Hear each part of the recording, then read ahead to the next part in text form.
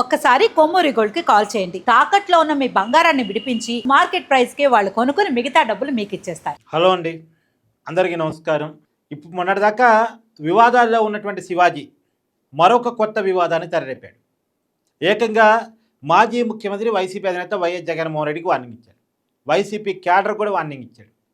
నాతో పెట్టుకుంటున్నారు, నా జీవితంలోకి వస్తున్నారు, నా సినిమాని ట్రోల్ చేస్తున్నారు, మీ సంగతి చూస్తా, జగన్మోహన్ రెడ్డి గుర్తుపెట్టుకో, రేపటి నుంచి నీతో యుద్ధానికి నేను సిద్ధం అన్నట్టుగా మాట్లాడాడు. నాకు ఏ రాజకీయ పార్టీతో సంబంధం లేదు, ఏ రాజకీయ పార్టీ కోసం యుద్ధాన్ని స్టార్ట్ చేయటం లేదు, నన్ను టార్గెట్ చేసినటువంటి వాళ్ళని నేను టార్గెట్ చేస్తున్నానంటూ కూడా వివరణ ఇచ్చుకునేటువంటి ప్రయత్నం చేశాడు. మొన్నటిదాకా మీ అందరూ తెలుసు కదా, మహిళల వస్త్రాధారణ మీద కామెంట్ చేయటం, ఆ కామెంట్ మీద మహిళా కమిషనర్ నోటీసులు ఇవ్వటం, దానికి వివరణ ఇచ్చుకొని సరే తన కామెంట్స్లో ఉన్నటువంటి బూతులకి నేను క్షమాపణ చెప్తున్నాను చెప్పటం, తర్వాత మధ్యలో అనసూయ కామెంట్స్, ఈ అనసూయ వర్సెస్ శివాజీ, ఈ యుద్ధం అంతా మీకు తెలుసు.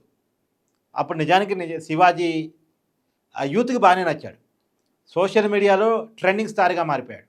కాకపోతే శివాజీని టార్గెట్ చేసుకొని వైసీపీ వాళ్ళు విపరీతమైన ట్రోల్స్ నడుపుతున్నారు, శివాజీ సినిమాల మీద పడుతున్నారు. అదేందండి, శివాజీ ఎప్పుడో వైసీపీ మీద నెగిటివ్ కామెంట్ చేశాడని, వైసీపీకి వ్యతిరేకంగా మాట్లాడాడని అప్పటి విషయాలు మనసులో పెట్టుకొని శివాజీని ఒక శత్రువుగా చూస్తూ శివాజీ సినిమా మీద పట్టమైందండి. అదే రాజకీయాల్లో శత్రుత్వం ఉంటాయా?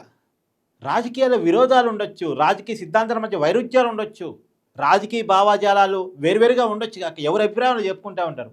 శివాజీ మీద వ్యక్తిగతంగా పట్టమైంది, శివాజీ సినిమా మీద పట్టమైంది, శివాజీ వ్యక్తిగత జీవితం మీద పట్టమైంది. వైసీపీలు దీని నుంచి మానేసుకోవాలండి.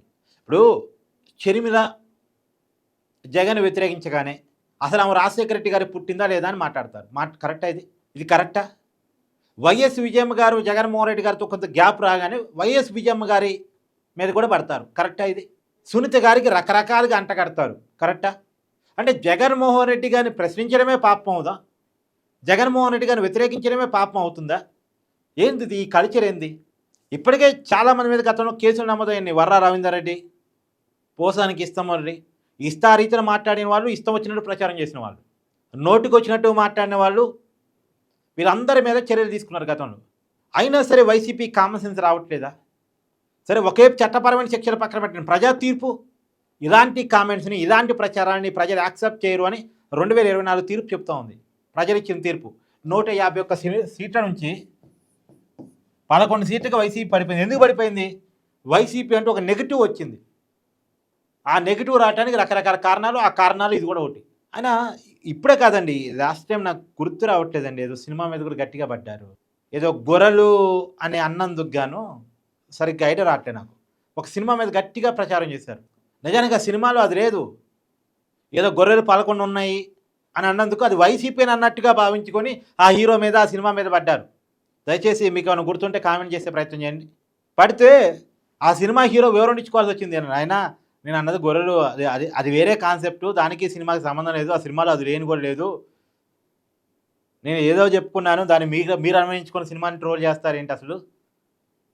అయినా సినిమా మీద పట్టిందని ఒక రాజకీయ పార్టీ కార్యకర్తలు సినిమాని బ్యాన్ చేయాలని, సినిమా రిలీజ్ కాకముందే సినిమా బాగాలేదని ప్రచారం చేస్తారు. అప్పుడు పవన్ కళ్యాణ్ మీద కోపంతో రామ్ చరణ్ సినిమాని ట్రోల్ చేశారు, సినిమా బాగాలేదని. సినిమా ఇంకా రిలీజే కాదు, సినిమా బాగాలేదని స్టార్ట్ చేస్తారు. ఇక సినిమా బాగుందో లేదో చూసి ఆడియన్స్ డిసైడ్ చేసుకోగలరు.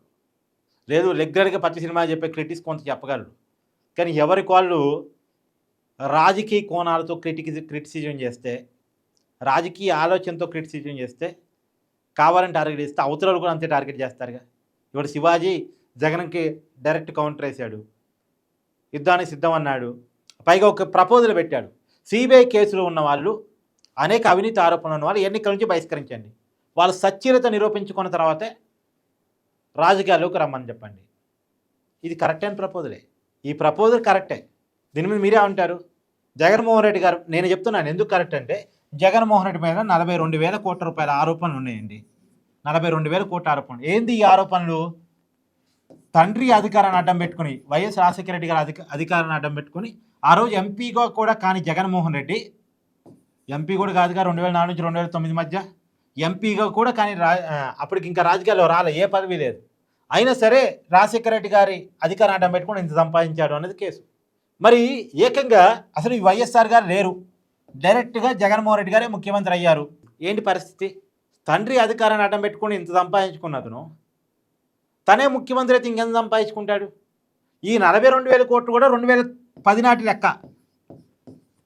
ఇప్పుడు ఈ లెక్క 2010 నాటి ఆస్తి విలువ ఇవాళ ఆస్తి విలువతో పోలిస్తే ఇప్పుడు 2026 నడుస్తుంది. ఒక 25 సంవత్సరాల తర్వాత ఆస్తి విలువ లెక్క వేయండి.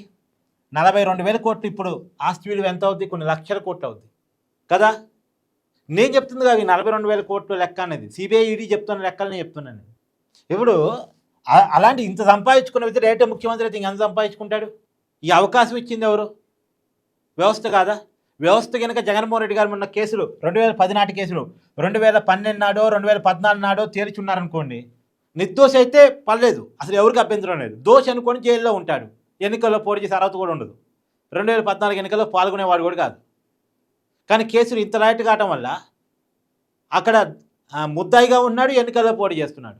అక్కడ నిందితుడు ఎన్నికల్లో పోటీ చేస్తూనే ఉన్నాడు, మళ్ళీ సంపాదించుకుంటున్నాడు అనేది ఆరోపణ. ఇప్పుడు లిక్కర్ స్కామ్ అంటున్నారు, మట్టి స్కామ్ అంటున్నారు, ఇసుక స్కామ్ అంటున్నారు, కల్తీ నెయ్యి. మనం చూస్తున్నాం కదా, ఎన్ని స్కామ్లు ఉండాలో అన్ని స్కామ్లు, ఎన్ని ఆరోపణలు ఉండాలో అన్ని ఆరోపణలు జగన్మోహన్ రెడ్డి గారి మీద వస్తున్నాయి. దీనికి కారణం ఎవరు? ఈ కేసులు తేల్చలేకపోయినా మన వ్యవస్థలు, సిబిఐ కావచ్చు, ఈడీ కావచ్చు. అందుకని శివాజీ గారు పెట్టిన ప్రపోజల్ ఏంటంటే అసలు ఆ కేసులు తేలేంత వరకు వీళ్ళు రాజకీయాల్లో యాక్టివ్గా ఉండకూడదు. అలా ఉండలేదనుకోండి, సంపాదించుకునే అవకాశం భయపడతారు. అమ్మో కేసులు పడితే రాజకీయాల నుంచి పక్క పోవాల్సి వచ్చింది, పదవుల నుంచి దూరం కావాల్సి వచ్చింది అని ఒక భయం వస్తుంది కదా. మీరే ఉంటారు? కామెంట్ చేయండి.